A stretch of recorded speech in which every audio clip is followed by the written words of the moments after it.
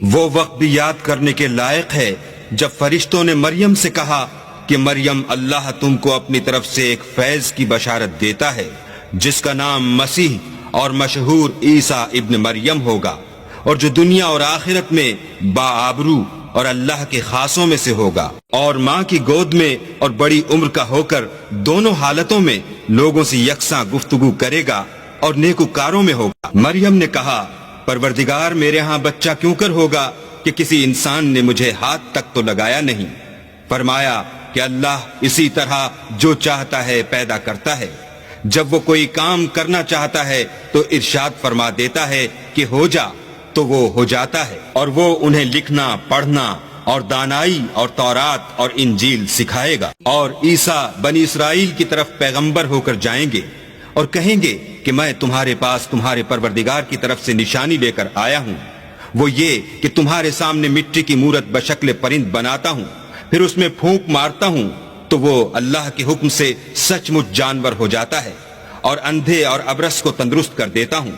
اور اللہ کے حکم سے مردے میں جان ڈال دیتا ہوں، اور جو کچھ تم کھا کر آتے ہو اور جو اپنے گھروں میں جمع کر رکھتے ہو سب تم کو بتا دیتا ہوں۔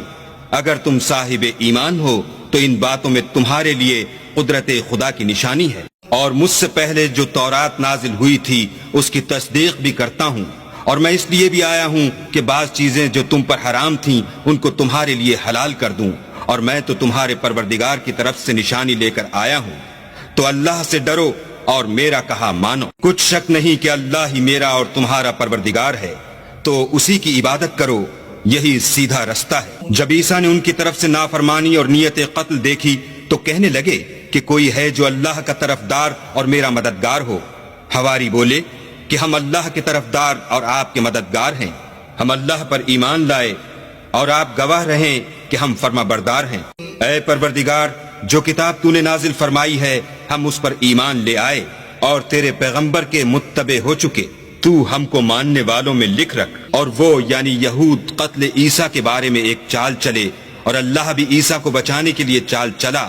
اور اللہ خوب چال چلنے والا ہے۔ اس وقت اللہ نے فرمایا کہ عیسیٰ میں تمہاری دنیا میں رہنے کی مدت پوری کر کے تم کو اپنی طرف اٹھا لوں گا اور تمہیں کافروں کی صحبت سے پاک کر دوں گا، اور جو لوگ تمہاری پیروی کریں گے ان کو کافروں پر قیامت تک فائق و غالب رکھوں گا۔ پھر تم سب میرے پاس لوٹ کر آؤ گے تو جن باتوں میں تم اختلاف کرتے تھے اس دن تم میں ان کا فیصلہ کر دوں گا، یعنی جو کافر ہوئے ان کو دنیا اور آخرت دونوں میں سخت عذاب دوں گا اور ان کا کوئی مددگار نہ ہوگا، اور جو ایمان لائے اور عمل نیک کرتے رہے ان کو اللہ پورا پورا صلاح دے گا، اور اللہ ظالموں کو دوست نہیں رکھتا۔ اے محمد صلی اللہ علیہ وآلہ وسلم، ہم تم کو اللہ کی آیتیں اور حکمت بھری نصیحتیں پڑھ پڑھ کر سناتے ہیں،